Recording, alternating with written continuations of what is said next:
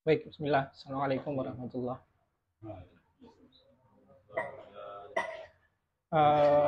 Kembali ya, kita bertemu dalam forum bedah buku ya, agenda rutinen Berata Host ya. Mungkin sebagaimana kebiasaan kita sebelum memulai kajian, terlebih dahulu kita membacakan Fatihah kepada Al-Mukarram Mun'im Sirri ya, setiap penulis.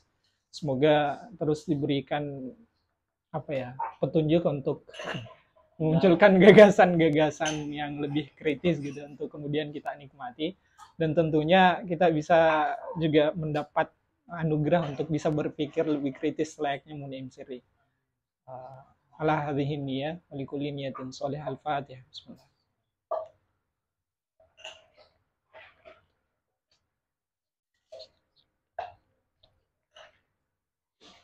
Baik, jadi mungkin nggak usah pakai mukadimah. Jadi buku yang kemudian ingin kita coba diskusikan pada sore hari ini, yakni buku dengan judul Kemunculan Islam dalam Kesarjanaan Revisionis.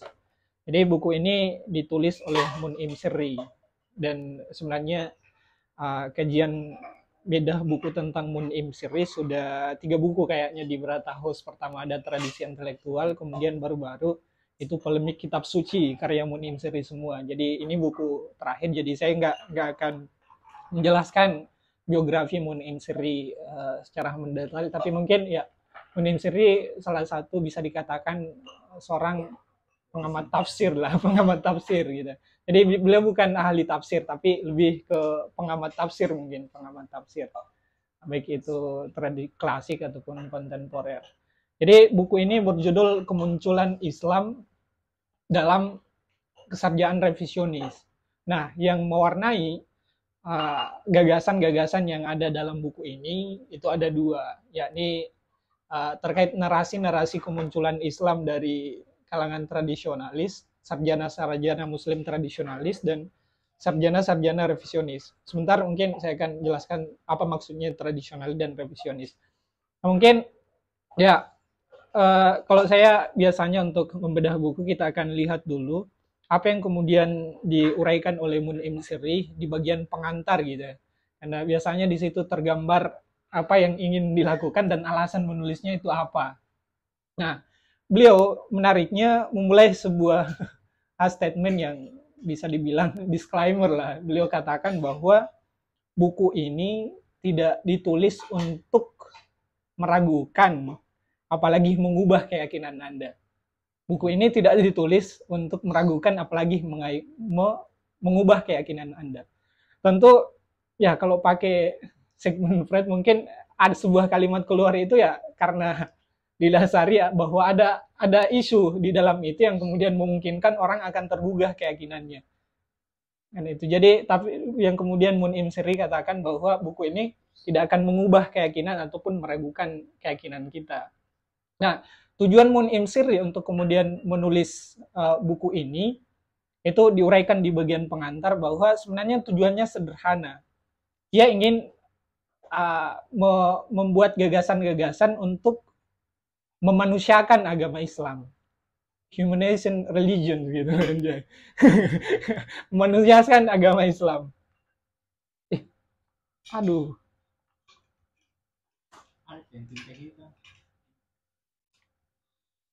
Dia jadi memanusiakan Islam. Mungkin yang tergambar di pikiran kita memanusiakan Islam, ya apakah Mun'im kemudian ingin menunjukkan bahwa Islam itu dibuat oleh manusia gitu, bukan dari Tuhan gitu. Nah, tidak, beliau tekankan bahwa maksud dari memanusiakan Islam itu dia ingin merespon kecenderungan paradigma tentang agama Islam di era modern ini yang kemudian menganggap bahwa Islam itu adalah sesuatu yang spesial, yang beda dengan agama-agama yang lainnya.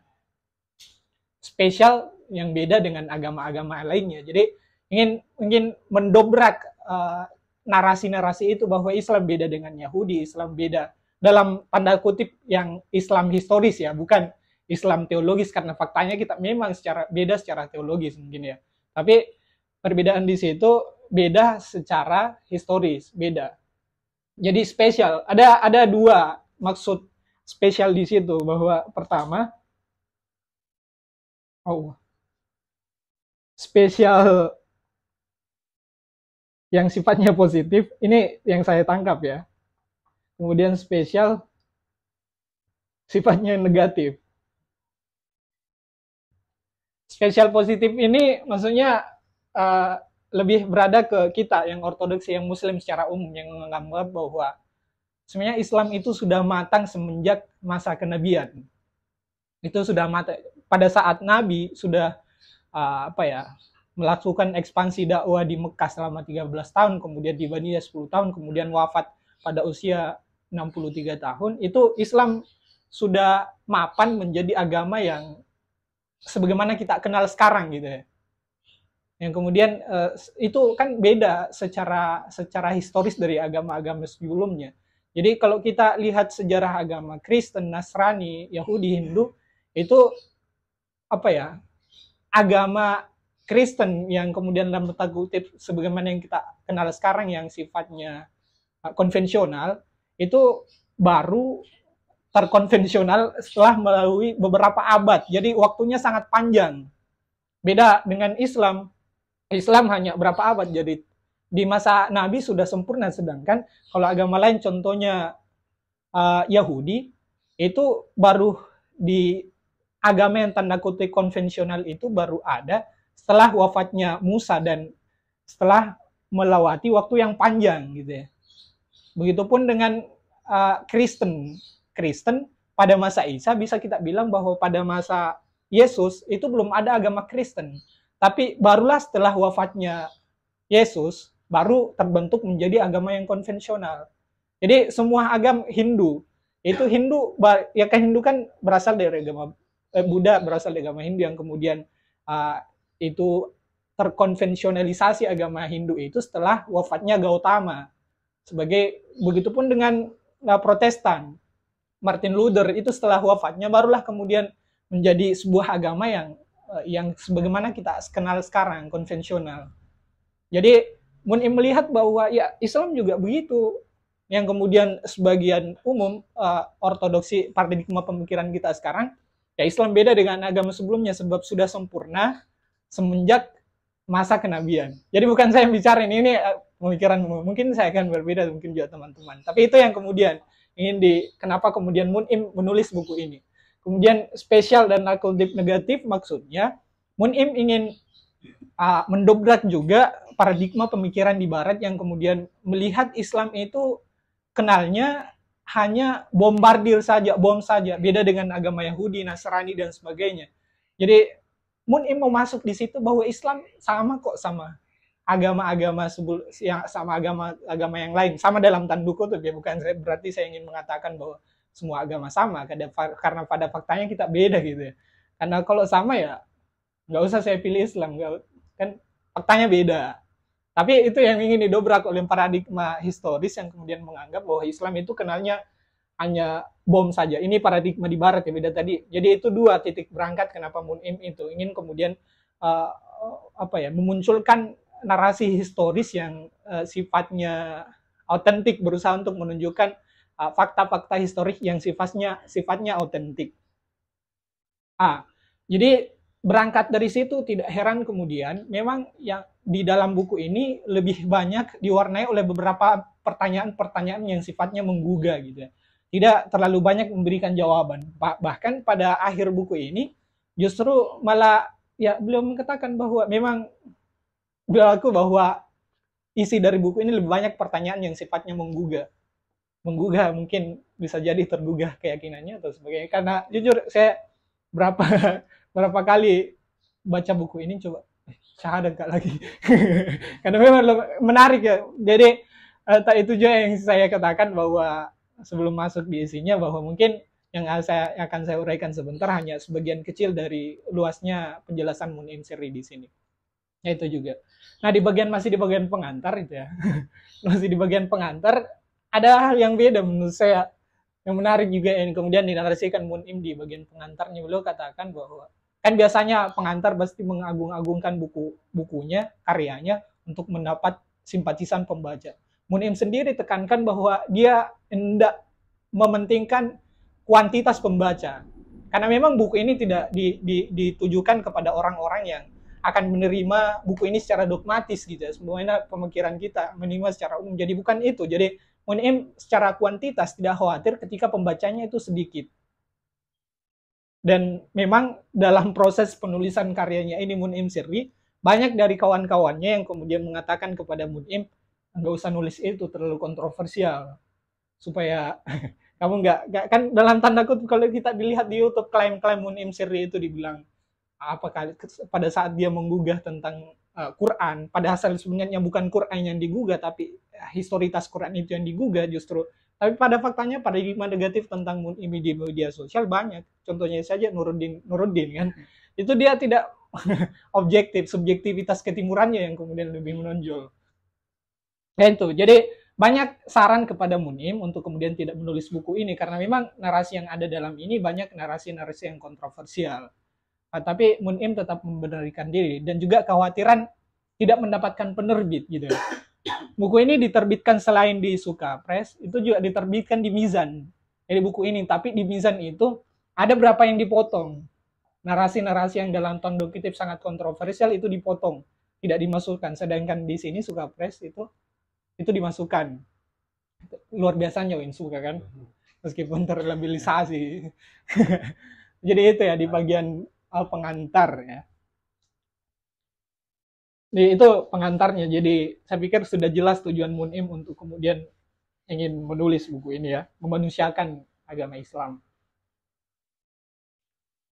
Lanjut ya, di bagian pendahuluan, ya saya juga selalu tertarik untuk melihat lebih jauh ketika pendahuluan dari sebuah buku ketika mencoba membaca karena misalnya itu juga tergambar narasi-narasi isi dari buku itu, fakta-fakta historis yang akan ditunjukkan di buku itu dan sebagainya.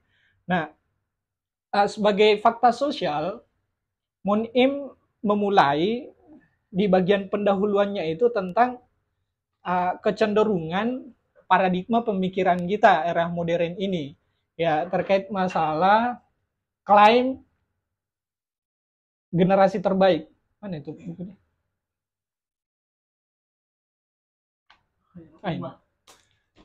Tidak gentar aja ini. Ada spidol kalau ada nggak dibawa nemu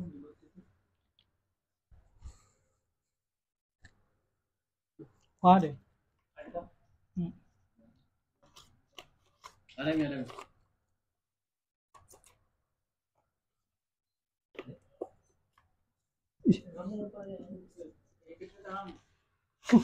Gimana kau? Di dalam. Ada lidi kan? Ada lidi. Oh iya. Apa? Siapa tahu ada yang mau refleksikan dulu sebelum lanjut ini.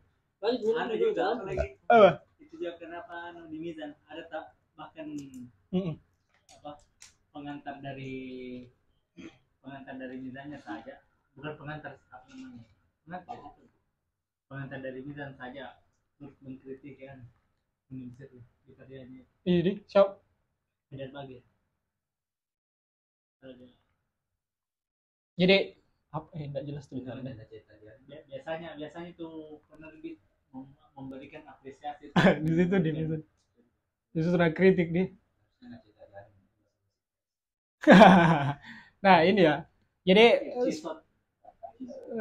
sebagai fakta sosial yang dihadirkan oleh Mun'im sebelum masuk kembali ke alasan penulisan bukunya, beliau tentang melihat tentang paradigma pemikiran modern sebagian dalam tanda kutip sebagian kalangan yang terkait masalah klaim Islam yang paling murni gitu ya. Dan kemudian klaim Islam paling murni tentu kita sudah tahu itu Islam murni 3 generasi pertama. 3 generasi pertama. Ada sahabat, masa Nabi kan, tabi'in, kemudian tabi'in. Nah, ya sebagaimana kemudian yang kita lihat potret di media sosial yang mewarnai bahwa ini tiga generasi ini sering diklaim sebagai Islam yang paling autentik gitu ya, untuk menunjukkan wajah Islam yang sebenarnya ini loh, tiga generasi pertama ini. Selain ini itu adalah penambahan-penambahan dengan munculnya klaim-klaim bid'ah dan sebagainya. Jadi ini menjadi fakta sosialnya bahwa ini ada kecenderungan bahwa watak Islam yang sesungguhnya sudah jelas di tiga generasi pertama ini. Nah, itu yang kemudian alasan Mun'im kenapa kemudian dia melakukan pentingnya melakukan pembacaan ulang terhadap watak Islam generasi pertama itu. Apakah kemudian seperti itu betul atau gimana sih? Jadi itu watak Islam yang sesungguhnya memang tiga generasi pertama ini atau justru belakangan gitu ya. Jadi itu pertanyaan yang bersifat kritis yang melandasi fakta sosial yang melandasi Mun'im juga menulis karya ini. Tiga generasi pertama gitu ya. Yang kemudian muncullah kayak Salafi, Salafus Soleh ya yang paling saya Islam yang autentik gitu ya. Wajah Islam yang sebenarnya itu tiga. Jadi ketika orang bilang bahwa keluar dari situ ya itu bid'ah dan sebagainya. Jadi perlu untuk melihat watak Islam yang sebenarnya itu gimana sih. Ya, kemudian itu juga menjadi pertanyaan yang akan mewarnai buku ini secara umum.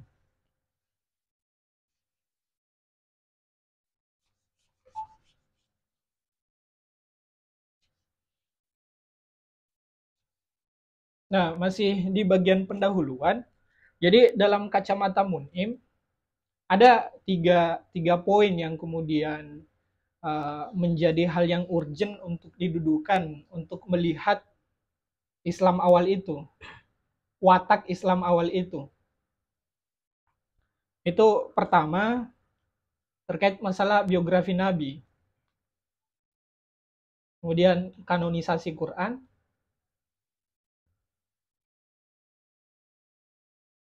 kemudian yang terakhir ada ekspansi militer. Nanti akan tentang tiga poin ini akan dijelaskan di sini sumber masalah. Tapi secara umum mungkin ini spoiler bahwa tiga poin inilah yang kemudian menurut dalam kacamata Mun'im yang perlu didudukkan untuk kemudian melihat narasi-narasi yang ada dalam sumber tradisionalis tentang watak Islam itu. Pertama, biografi Nabi. Kemudian yang kedua, kanonisasi Quran. Karena inilah yang akan, tiga poin inilah yang akan ya, sebagai titik berangkatnya untuk memunculkan Islam, watak Islam awal itu. Biografi Nabi, dari biografi Nabi muncullah bahwa Nabi berdakwah di Mekah gini-gini, dan Nabi setelah wafatnya Nabi itu Islam sudah sempurna, dan itu didudukan sejauh mana autentiknya biografi itu. Kemudian juga dinamika proses kanonisasi Quran, terkait masalah adanya perubahan-perubahan Quran itu tidak lengkap dan sebagainya. Dan sebagainya, ada tahriful Quran ya. Dan kemudian terkait masalah ekspansi militer. Ekspansi militer kemana-mana kan itu, bahkan nanti sedekat spoiler juga, dari ekspansi militer inilah sehingga yang titik berangkatnya mulailah dikonvensionalkan Islam itu menjadi agama yang bukan ekumenis gitu ya. Ya itu ya. Jadi Islam awal. Kemudian Mun'im juga masih di bagian pendahuluan juga sudah menguraikan terkait masalah perhatian para sarjana revisionis terkait masalah pembacaan ulang terhadap Islam awal ini. Jadi itu sudah dimulai semenjak tahun 1970-an. Jadi pembacaan lebih dalam tentang atau proses rekonstruksi wajah Islam awal itu sudah mulai kisaran tahun 1970-an, dan itu banyak dilakukan para sarjanawan Inggris. Entah, saya jadi berpikir kan yang melakukan ekspansi militer di Inggris itu di Mister Inggris ya pada zamannya Abu. Prancis. Oh, Prancis di Inggris. Tapi Inggris itu kayak sempat deh aja. Iya. Karena ya meskipun ini saya ngatakan, tapi ada juga sebagian narasi-narasi bahwa sebenarnya usaha sarjadawan Inggris itu melakukan kajian secara mendalam tentang Islam itu sebenarnya itu tujuan politis gitu ya. Nah, tapi itu terbantahkan dengan beragamnya pandangan-pandangan para revisionis itu yang menunjukkan sisi keobjektifannya gitu, sangat objektif.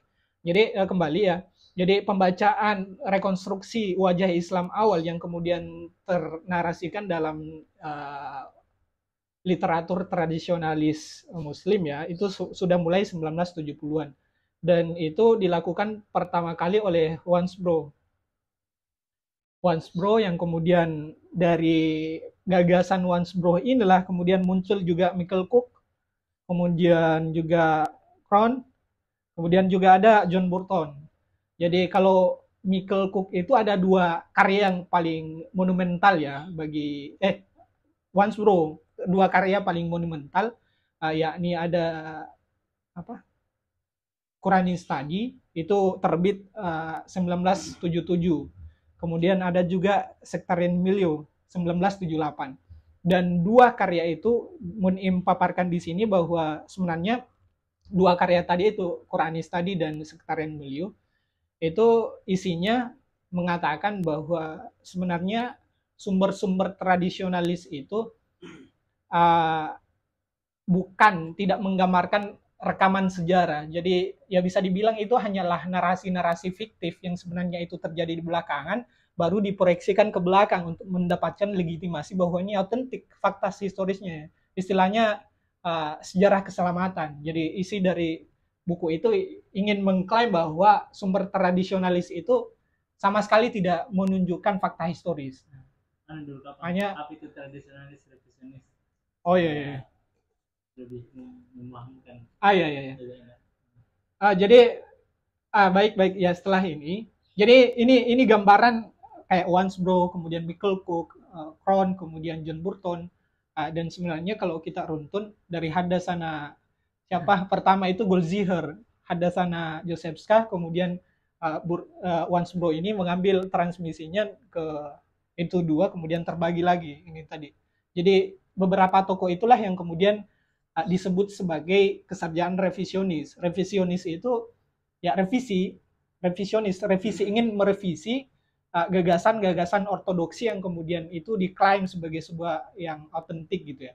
Jadi revisionis sebenarnya dijelaskan juga dalam buku ini. Revisionis itu ialah kesarjanaan yang non ortodoks, non normatif, yang kemudian pendekatannya secara umum kritik historis. Jadi lebih ke mendudukkan segala sesuatu harus pada fakta-fakta historis yang kemudian faktanya ya harus empiris, ada wujudnya gitu, yang kemudian bisa dipertanggungjawabkan. Nah, sedangkan kesarjanaan tradisionalis itu, kesarjanaan tradisional ya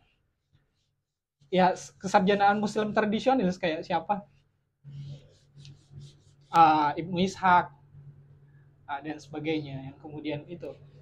Jadi kalau mau sederhananya kesediaan tradisionalis ya orang-orang dari gagasan-gagasan dari timur lah yang kemudian mendukung, yang mempercayai bahwa ya sumber-sumber yang sampai kepada kita kayak Ibnu Ishaq, Ibnu Hisham dan sebagainya itu adalah fakta historis gitu. Hadis itu adalah menunjukkan fakta historis dan itu didukung oleh kesediaan tradisionalis. Sedangkan revisionis itu tidak menunjukkan fakta historis, itu hanyalah sejarah keselamatan yang sebenarnya terjadi di belakang dan diproyeksikan ke belakang untuk mendapatkan legitimasi. Jadi dua kubu ini berdebat gitu, yang mengatakan bahwa sumber tradisional Muslim itu adalah autentik, sedangkan revisionis itu tidak autentik gitu.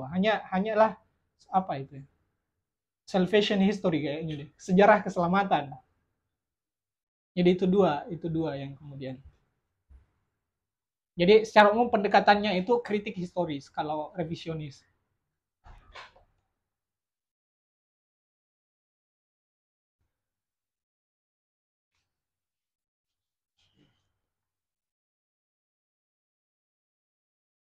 Nah, masih di bagian pendahuluan. Di bagian pendahuluan juga itu Mun'im sendiri coba memberikan spoiler meskipun di bab bab 4 nanti akan diuraikan juga di sini. Itu terkait masalah sebenarnya uraikan itu di bagian narasi-narasi awal. Sebenarnya agama Islam yang kemudian sifatnya konvensional itu baru terjadi itu masa Umayyah, Khalifah pertama Abdul Malik bin Marwan.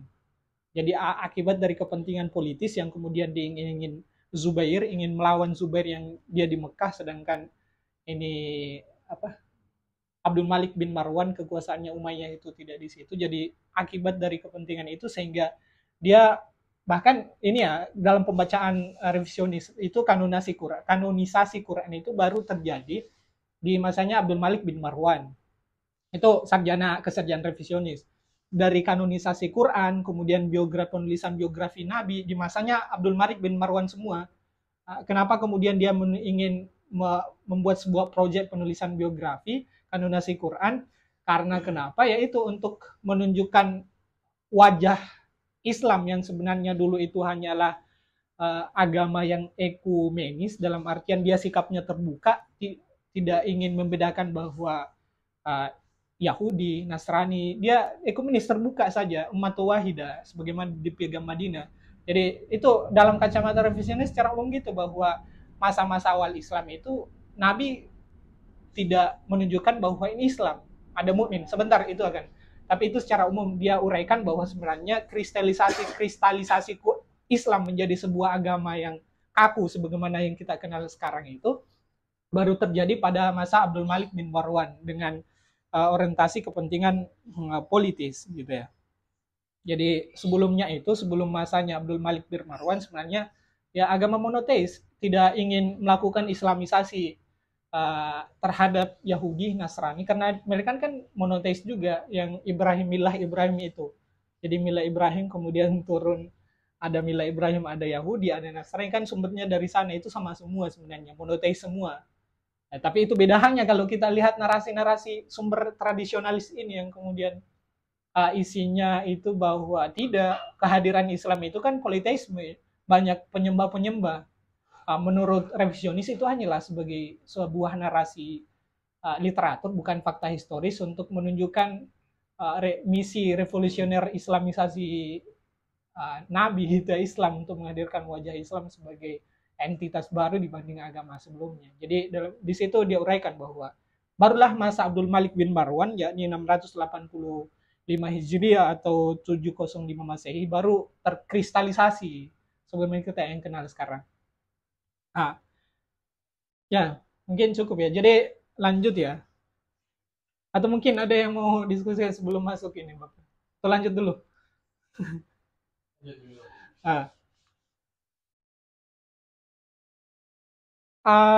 Lanjut ya. Jadi buku ini sebenarnya saya tulis di sini itu ada 5 bab ya. Jadi di bab pertama ini ada sumber masalah dan ada masalah sumber. Atau enggak bedanya? Sumber masalah dan masalah sumber. Beda-beda kan? Sumber masalah dan masalah sumber. Jadi, nah di bagian awal bab 1 ini, Mun'im lebih awal menjelaskan tentang wajah Islam awal dalam kacamata tradisionalis. Lebih awal itu Mun'im menguraikan itu. Bahwa sebagaimana kita ketahui bahwa Islam itu kan agama yang kemudian dibawa oleh misi kerasulan Nabi.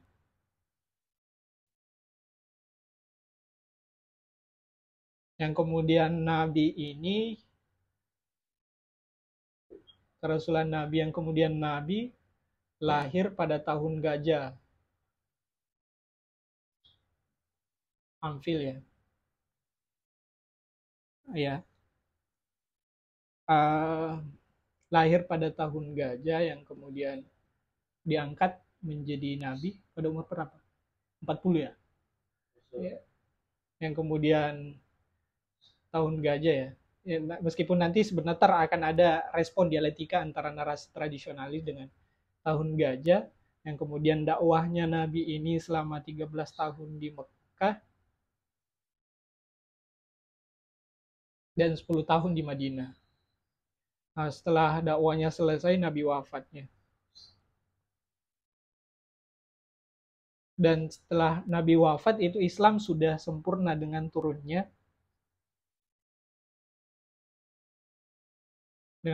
Quran surah Al-Maidah ayat berapa itu? Ayat 3 ya, al-yauma akmaltu lakum dinakum. Nah, itu ya. Jadi ya seperti inilah narasi-narasi tradisional bahwa yang menunjukkan bahwa dalam proses Islam menjadi sebuah agama yang konvensional sebagaimana kita kenal sekarang itu hanya melalui taraf ini 13 tahun di Mekah, kemudian 10 tahun di Madinah, dan setelah wafatnya Nabi itu Islam sudah sempurna. Itu dalam kacamata tradisionalis yang kemudian setelah ini dalam proses Islamisasi Nabi ada ekspansi militer kemana-mana dan sebagainya untuk melakukan Islamisasi. Kan itu kan yang terdapat dalam sumber-sumber tradisionalis. Dan narasi-narasi seperti ini ada dalam karya Ibnu Ishaq gitu.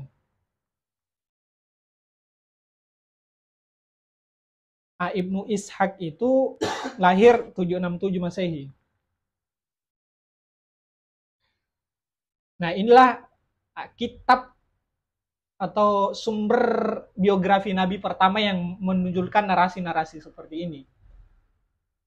Sumber biografi pertama lah, kan yang kita kenal mungkin sekarang kan Ar-Rama siapa yang paling akhir ini? Itu kan tahu ya. Kalau kita melakukan pembacaan genealogis dalam kacamata, dalam perspektif buku Mun'im ini, bahwa dan memang itu ya kitab biografi Nabi atau sirah nabawiyah pertama itu adalah karya Ibnu Ishaq yang lahir 767 Masehi. Kemudian sebenarnya kalau kita ingin lihat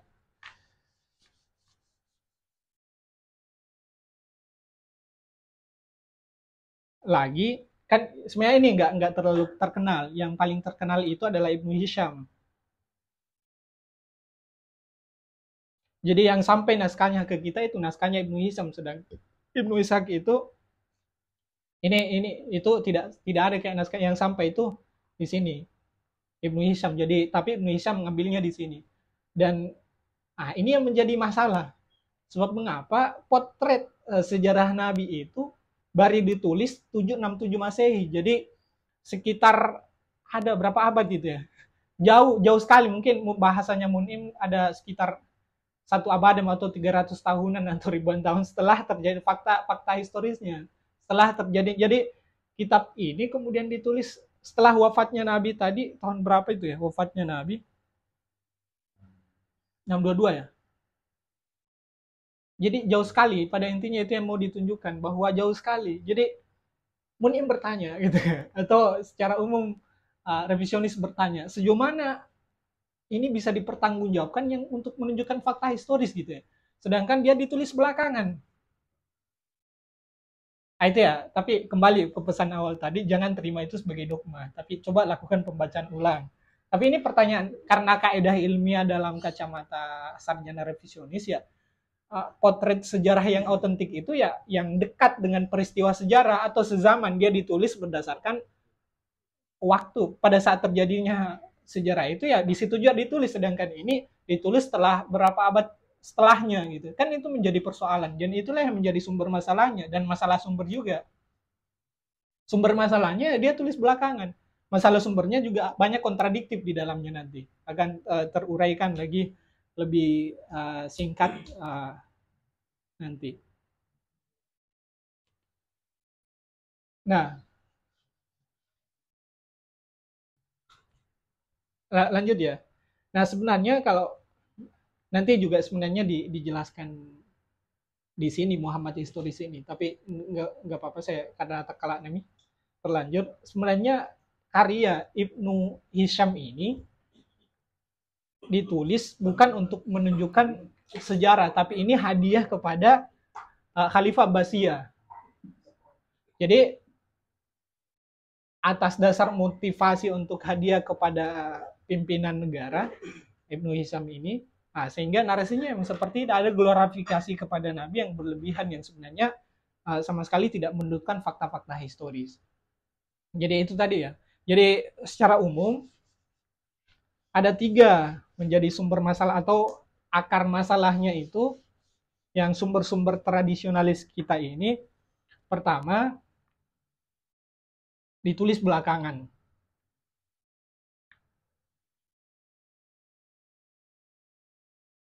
Kemudian yang kedua, banyak kontradiksi.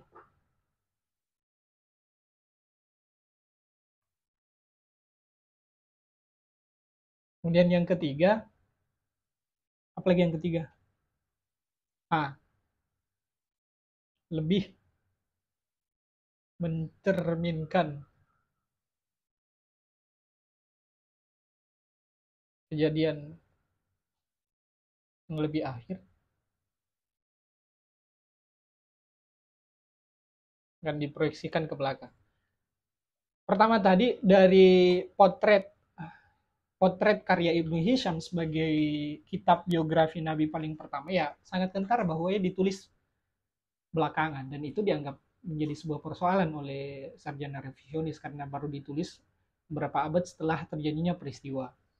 Kemudian banyak kontradiksi. Ini akan nanti dijelaskan di sini, tapi saya akan jelaskan lebih awal. Dijelaskan di sini pencarian Muhammad historis. Salah satu contoh kontradiksi tentang biografi yang ada, biografi tentang potret Nabi itu ada dalam Dalail An-Nubuwah karya Al-Baihaqi terkait masalah peristiwa dibelahnya dada Nabi gitu ya. Ada tuh kan sejarah dibelahnya dada Nabi. Kalau di Dalail An-Nubuwah itu diuraikan, karyanya Al-Baihaqi itu diuraikan bahwa itu terjadi ketika Nabi masih anak-anak, pada saat siapa yang merawat Nabi waktu anak-anak itu, lupa. Halimah Sa'diyah. Halimah. Jadi pada saat Nabi dirawat oleh Halimah, itu ada 2 orang malaikat yang mendatangi Nabi dan dibelah dadanya. Dan ini diuraikan di Dalail An-Nubuwah yang kemudian diambil dari Ibnu Hisham. Dibelah dadanya. Kenapa dibelah dadanya? Karena ada sejentik. Ada titik hitam dalam dada Nabi gitu ya, sehingga dibelah, kemudian diuraikan di situ dengan bahasa dia ditutupi dengan salju, cahaya, kan nggak masuk kata Munim ya, dalam tanda kutip itu nggak masuk, di Arab itu nggak ada salju, sedangkan itu diuraikan.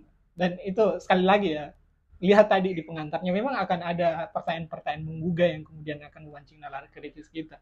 Dibelah dadanya, kemudian dibalut dengan salju, dikasihkan. Nah ini justru kalau kita lihat karyanya Ahmad bin Hambal, justru dibantah ini tentang fakta sejarah ini. Katanya kan Ahmad bin Hambal bahwa yang menjadi persoalan bahwa secara kenabian tidak mungkin ada nukta hitam dalam dada Nabi. Nukta hitam itu kan sifatnya dia aspek-aspek kesyirikan, karena dia Nabi, tidak mungkin. Itu dibantah oleh Dalail An-Nubuwah tadi, dibantah oleh Ahmad bin Hambal. Pemaksuman Nabi, tidak mungkin ada nukta hitam. Kemudian juga kontradiksinya itu tidak terjadi masa Nabi waktu anak-anak, justru itu terjadi pada saat Nabi akan menerima surat konsideran dari Tuhan untuk pengangkatannya menjadi seorang Nabi gitu. Dan itu banyak kontradiksi. Dan kalau di Ibnu Hisham ya, ada juga terkait masalah fakta-fakta historis tentang Umar yang ingin melakukan ekspansi militer. Ada 2 kitab ya. Pertama ada kitabnya At-Tabari, kemudian ada juga karyanya Al-Baduri. Ada Nabi Umar ingin melakukan ekspansi militer, dan di situ ada beberapa pilihan, ada Isfahan, kemudian Nahawan, dan saya lupa satu itu. Yang ada di At-Tabari itu yang dipilih adalah Nahawan, Sedangkan Al-Baduri yang kemudian dia menulis lebih awal, itu ya kitab sejarah justru beda, bukan di Nahawan. Jadi dalam kacamata sarjana revisionis, loh kok kenapa ada satu peristiwa justru dilihat berbeda, dilihat disebut tempatnya berbeda gitu. Kan itu menjadi sumber masalah juga. Akar masalahnya itu banyak sekali kontradiksi gitu. Itu bukan saya bilang karena saya juga belum bisa mumpuni untuk membaca melakukan eksplorasi data lebih jauh, tapi itu diuraikan di sini bahwa banyak sekali masalah-masalah sumber yang kemudiannya mungkin ingin mengantarkan kita untuk melakukan pembacaan lebih kritis terhadap warisan sarjana ortodoks atau sejarah-sejarah ortodoks yang sampai kepada kita. Ya, jadi itu tadi ya. Pertama, banyak kontradiksi, kemudian ditulis belakangan, kemudian yang ketiga, lebih mencerminkan peristiwa belakangan yang kemudian diproyeksikan ke belakang untuk mendapatkan legitimasi fakta historis. Itu sumber masalahnya. Sejauh ini mungkin kawan-kawan ada yang ingin menanggapi karena atau gimana? Berapa minat? Baru bab 1, belum video ini.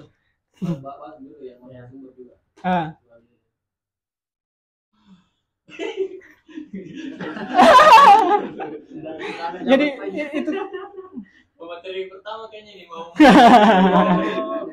masih 4 bab kayak perbandingan nih sebagai orang tradisionalis ya. jadi itu tadi sebenarnya yang di sini saya tambahkan. Pertama itu tadi bahwa sumber masalahnya itu tadi ditulis belakangan. Masalah sumber di dalamnya isinya itu sumber banyak sekali kontradiksi. Kemudian masalahnya di dalam sebenarnya itu tidak mencerminkan fakta historis, tapi salvation history, hanya sejarah keselamatan yang diproyeksikan untuk menunjukkan wajah Islam itu sebenarnya hadir lebih awal. Karena dalam kacamata Mun'im, semoga saya tidak salah, bahwa sebenarnya Islam pada masa Nabi itu tidak sifatnya kalau bahasanya ekumenis kayaknya bahasanya deh.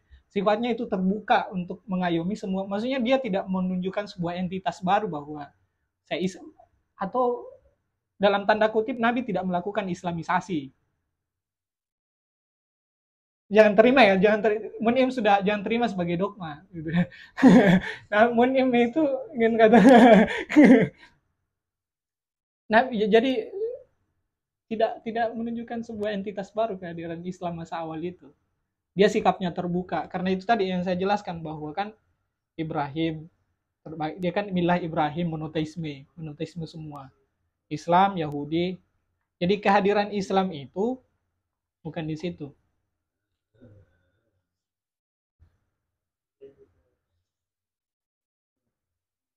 Tapi tidak ada yang mereka begini.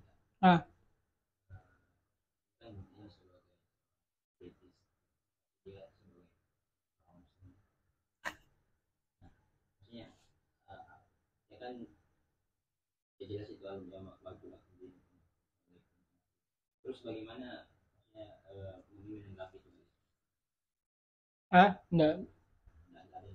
Dia enggak menilai komposisinya. maksudnya apa hubungannya? Oh, posisinya Mun'im itu.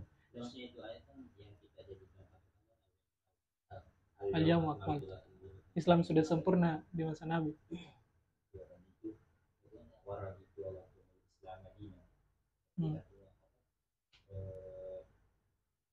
Ada dari Al-Quran sendiri bahwa mengatakan ya paham. Sebenarnya itu dijelaskan nanti di sini teori kemunculan Islam. Itu ada nanti kenapa kemudian Islam bergeser menjadi atau mukmin, kan sebenarnya itu dulu itu mukmin. Setelah munculnya ada pergeseran mukmin menjadi muslim, barulah Islam terkonvensionalisasi gitu, menjadi agama yang sebuah konvensional. Ada di bagian di sini nanti. Di sini. Bahwa itu dua sebenarnya, pergeseran mukmin umat beriman menjadi muslim, kemudian pergeseran amiril mukminin menjadi khalifah. Itu menjadi penyebab sebenarnya pergeseran dua terminologi itu menjadi bergeser menjadi agama yang kemudian konvensi. Sebenarnya khalifah itu dalam pembacaan Mun'im itu baru digunakan pada masanya Abdul Malik bin Marwan untuk kepentingan politis tadi. Jadi dia menggunakan terminologi itu untuk menunjukkan itu wajah baru yang ingin menyatukan kelompok-kelompok mukmin itu. Kayaknya Umayyah masih Amirul Mukminin atau khalifahnya. Kalau di sini, Wow ya. jadi sebenarnya sahabat kayak Abu Bakar, Umar, Utsman, Ali tidak menggunakan khalifah. Ya, kalau itu jelasnya. Tapi baru digunakan itu masanya Abdul Malik bin Marwan itu untuk melakukan penyatuan umat-umat beriman itu, kelompok-kelompok beriman. Anu ya, lebih kuat. Itu tadi yang bilang apakah yang dikomentar sama Mun'im tidak masuk akalnya yang bisa pembelahan dada itu yang ingin tekankan kan? Ya, kontradiksi. Maksudnya berkontradiksi sama akal.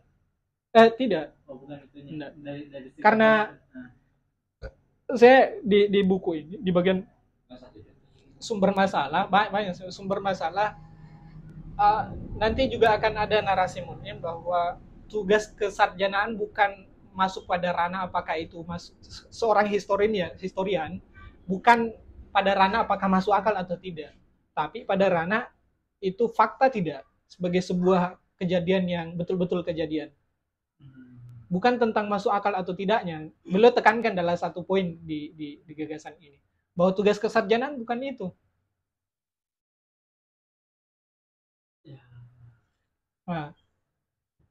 Atau lanjut tadi nih. Habis semua aja ini. Jadi lanjut ya. Jadi di buku ini juga sebenarnya untuk menunjukkan bahwa sebenarnya di internal kesarjanaan tradisionalis dan internal kesarjanaan revisionis itu juga ada dinamika pemikiran yang berbeda-beda. Olehnya Mun'im menghadirkan beberapa pendekatan tentang pendekatan kesarjanaan ini dalam kacamata Mun'im yang kemudian dia mengutip pandangan Fred Donner ya, mudah-mudahan nggak salah sebut. Itu dia mengutip itu untuk menunjukkan itu bahwa sebenarnya di internal revisionis itu banyak perbedaan untuk menunjukkan sisi objektivitasnya. Kemudian juga di internal kesarjanaan tradisionalis juga banyak perbedaan gitu ya.